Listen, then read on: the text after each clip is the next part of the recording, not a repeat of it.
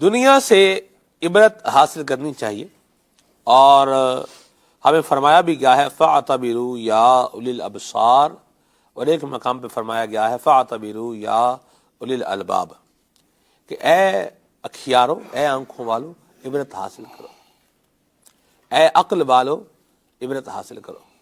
میرے دوستو، عبرت کی حاصل کیسے ہوگی؟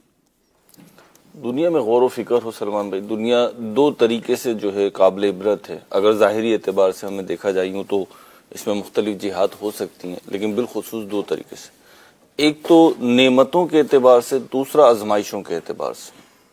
اگر نعمتوں کے اعتبار سے دیکھیں تو نعمت جس کے پاس ہوتی ہے اس کو دھڑکا لگا رہتا ہے، اور ہم دنیا میں اپنی آنکھوں سے بھی دیکھتے ہیں کہ نعمتیں پھر فنا ہو جاتی ہے۔ دنیا خود فانی ہے اور اس میں ملنے والی چیزیں بھی فانی ہیں، اور ان کی جو حیات ہے، ان کی جو زندگی ہے، ان کا جو عرصہ ہے وہ کم ہے۔ دوسرا آزمائشیں ہیں کہ دنیا آزمائشوں کا گھر ہے، اور یہاں پہ اگر ہم دیکھیں تو تذکرۃ الاولیاء میں جی ایک واقعہ لکھا ہوا ہے، اللہ اکبر۔ اگر ہم اس سے سمجھیں نا، جی زندگی اور موت کا فلسفہ بھی ہے اور دنیا کی ناپائیداری بھی اس میں بیان ہوئی ہے۔ مختصر یوں ہے کہ ایک بادشاہ کے بیٹے کا انتقال ہو گیا تھا، حضرت سیدنا حسن بصری رحمۃ اللہ تعالی علیہ رضی اللہ تعالیٰ عنہ، یہ جو ہیں وہاں گئے جی اور یہ تجارت کیا کرتے تھے، تو وہاں پہ تجارت کی غرض سے گئے تو وہ بادشاہ جو تھا وہ کہیں جا رہا تھا، وزیر نے کہا آپ بھی ساتھ چلیں، یہ بھی ساتھ چل دیے۔ اب وہاں پہنچے تو ایک بڑے میدان میں خیمہ لگا ہوا تھا، بادشاہ وہاں اندر گیا اور پھر جو ہے معاملات ہوئے مختلف۔ جب واپس ہوئے انہوں نے کیا دیکھا تھا، وہاں پہ خیمے میں مختلف افراد جاتے تھے واپس آ جاتے تھے، انہوں کی سمجھ میں تو نہیں آیا کہ یہ ہو کیا رہا ہے، اندر جاتے ہیں واپس آ جاتے ہیں، صحیح، تو معاملہ تو عجیب تھا کیونکہ انہیں اندر کی حال پتہ نہیں کہ اندر جاتے کیوں ہیں پھر واپس کیوں آ جاتے ہیں۔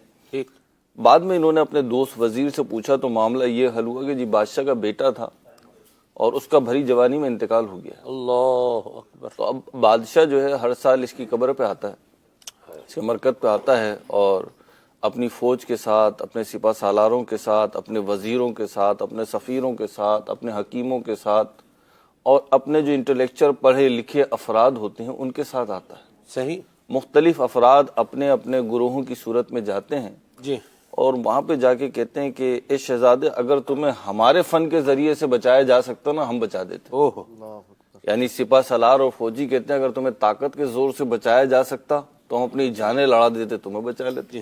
حکیم اور ڈاکٹر کہتے ہیں کہ اگر تمہیں میڈیکل یا طب کے ذریعے سے بچایا جا سکتا، دوائیوں کے ذریعے سے بچایا جا سکتا، تو ہم ایسے ماہر ڈاکٹر ہیں کہ ہم تمہیں ضرور بچا لیتے۔ اسی طریقے سے مختلف گروہ آتے ہیں، تو وہیں سے جو ہے آپ کی زندگی کا دوسرا فیز شروع ہوتا ہے، صحیح، اور آپ جو ہے وہ راہ سلوک کے اس طریقے سے مسافر بنتے ہیں، بلکہ مرشد بنتے ہیں، آگے چل کر آسمان ہدایت کے ستارے بنتے ہیں۔ یہاں پہ سلمان بھائی آپ یہ دیکھیں کہ دنیا جو ہے نا، عبرت کا سامان کسی ایک فرد کے لیے نہیں ہے، ہر شخص کے لیے، غریب ہو، امیر ہو، پڑھا لکھا ہو، ان پڑھ ہو، عمر کے کسی بھی فیز میں ہو، وہ اگر اس کی آنکھیں کھلی ہیں اور ضمیر تھوڑا سا بھی زندہ ہے، بلکہ جس کا سویا ہوا بھی ہے نا اسے بھی یہ عبرتیں جھنجھوڑ کر جگا دیتی ہیں۔ ہم دیکھتے ہیں کہ دنیا کی نعمتیں ناپائیدار، اس کے افراد ناپائیدار، جی، اور دنیا ہے ہی دار فنا ہے، آخرت دار بقا ہے، تو اس میں جی نہیں لگانا چاہیے۔ نبی پاک صلی اللہ تعالی علیہ وسلم نے ارشاد فرمایا کہ دنیا کی اپنا پائیداری کو اور دنیا کی فنا ہونے کو بیان کرتے ہوئے ارشاد فرمایا کہ دنیا کی حیثیت اللہ رب العزت کے نزدیک ایک مچھر کے ایک پر کے برابر بھی ہوتی، اللہ اکبر۔ تو اس میں کافر کو کچھ نہیں ملتا۔ ما سقاہ منہ شربۃ ماء، تو اللہ تبارک و تعالی اسے پینے کے لیے ایک گھونٹ بھی نہ دیتا۔ جی، تو اتنی بھی حیثیت نہیں ہے دنیا کی، لیکن اور اس کو جو ہے مال غرور، متاع غرور قرار دیا، متاع قلیل قرار دیا قرآن کریم فرقان حمید نے۔ اور ہم دیکھیں تو دنیا ایک مسلمان کے لیے کیا ہونی چاہیے، یہ بھی ایک غور کی بات ہے نا۔ ایک تو یہ جائے عبرت ہے، اور ایک مسلمان کے لیے کیا ہونی چاہیے۔ مسلمان دنیا جو ہے وہ دارالعمل ہے، مسلمان کے لیے اللہ کو راضی کرنے کا ذریعہ ہے۔ یوں سمجھ لیجیے کمرہ امتحان ہے جہاں پہ بیٹھ کر آپ کو آخرت کی تیاری کرنی ہے، آخرت کے لیے پیپر دینا ہے۔ اور سلمان بھائی اس میں جس شخص کی آنکھیں حقیقتاً کھلی ہیں، تو سر کی آنکھیں ہیں نا، یہ جو ہماری یہ آنکھیں، یہ سید صاحب دھوکے میں ڈال دیتی ہیں، یہ آنکھیں دھوکے میں ڈال دیتی ہیں. دنیا کی عیش و عشرت، آرام، نعمتیں دیکھ کر ہم اسی کو سب کچھ سمجھنے لگتے ہیں. ایک اس کا دھوکہ دنیا کا یہ بھی ہے کہ یہ بند سنور کر آتی ہے، ایسا لگتا ہے کہ سب کچھ یہی ہے، اور بعض اوقات اچھے اچھے لوگ جو ہے وسوسوں کا اور اندیشوں کا شکار ہو جاتے ہیں کہ کاش یوں ہو جائے تو یوں ہو جائے، یوں ہو جائے تو یوں ہو جائے. حالانکہ سلمان بھائی آپ دیکھیں کہ اس دنیا میں رہنے والے افراد، ہم سمیت کسی کو بھی اس میں وہ آپ لے سکتے ہیں، ان کی حیثیت کیا ہے؟ ان کی حیثیت یہ ہے کہ ایک سانس جو اندر گئے ہوا ہے اس نے باہر آنا ہے اور ہماری زندگی نے تمام ہو جانا ہے. بڑے بڑے پہلوان، بڑے باہر والے نے باہر ہی رہ جانا ہے. ہاں ظاہر سی بات ہے، جو نصیب میں نہیں اس نے تو اندر ہی نہیں جانا. اگر آپ دیکھیں تو دنیا میں بڑے بڑے پہلوان، بڑے بڑے شہسوار جناب، بڑے بڑے انٹلیکچوئل، بڑے بڑے پڑھے لکھے لوگ، پروفیسر، سائنسدان، یعنی وہ لوگ جو بیماری کا علاج ڈھونڈ رہے ہیں، جو انسانی زندگی کو بڑھانا چاہ رہے ہیں، یعنی انسان جو زیادہ عرصے تک زندہ رہے، گویا کہ وہ ایسا آب حیات تلاش کرنے کی مگن میں ہے کہ اس کو پی کے انسان مرے ہی نہیں. حالانکہ ایسا نہیں ہے سلمان بھائی، آپ دیکھیں تو وہ لوگ بھی اس دنیا سے کوچ کر جاتے ہیں. اور اس کے اسباب پہ غور کریں تو پھر انسان حیران رہ جائے کہ یعنی آپ نے اکثر و بیشتر یہ بات سنی ہوگی، حضرت ابھی تو ملے تھے، ابھی مجھ سے مل کے گئے، ابھی پچھلے ہفتے تو شادی ہوئی تھی، پچھلے ہفتے تو جاب لگی تھی، پچھلے ہفتے تو ترقی ہوئی تھی، پچھلے ہفتے تو گھر بنایا تھا، 2 دن پہلے تو ان کی فلائٹ تھی، لیکن کیا وہ نصیب نہیں ہوا. اب اس میں ہوتا یہ، لوگ افسوس تو کر رہے ہوتے ہیں، لیکن ہمارے لیے سلمان بھائی سیکھنے کی چیز یہ ہوتی ہے کہ اس فانی دنیا سے ہم عبرت حاصل کریں اور اس میں منہمک ہو کر آخرت کو نہ بھولیں.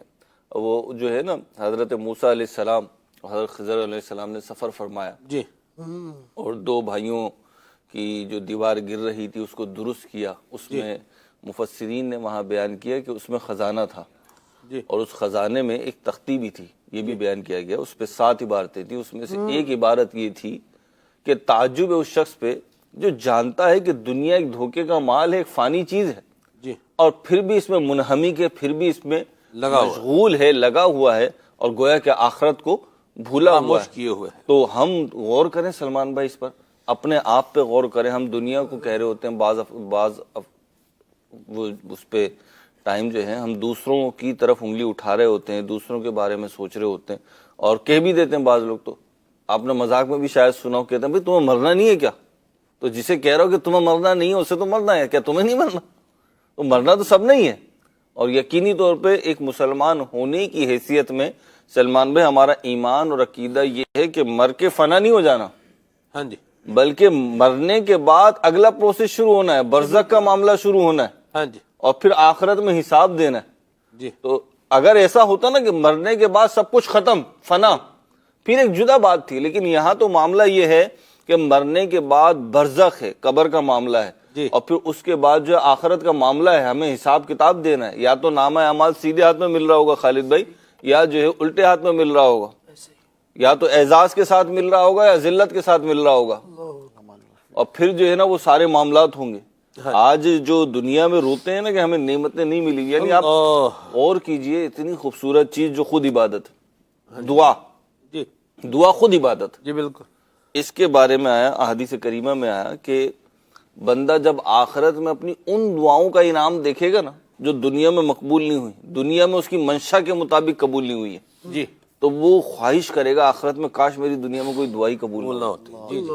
تو یہ ایک آخرت اور دنیا کا جو ہے وہ ہے. اور ہم اپنا انہماک جو ہے، ہم اپنی مشغولیت جو ہے غور کرتے چلے ہیں، دنیا کو اس کے اعتبار سے دیکھیں. ایک بڑی پیاری بات امیر اہل سنت فرماتے ہیں کہ عقل مند انسان وہ ہے کہ جتنا جہاں رہنا ہے اتنی وہاں کی تیاری کرے، اتنا وہاں پہ دل لگائے. جس جگہ پہ جتنا رہنا ہوتا ہے ہم اس کی اتنی ہی تیاری، اتنی ہی دیکھ بھال، اتنا ہی دل لگاتے ہیں سلمان بھائی.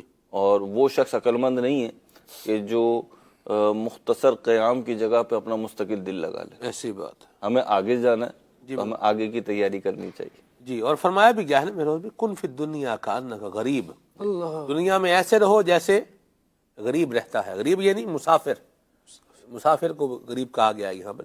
غریب سے مراد مسافر ہے. تو میرا دنیا میں یوں ہے جس طرح مسافر رہتا ہے.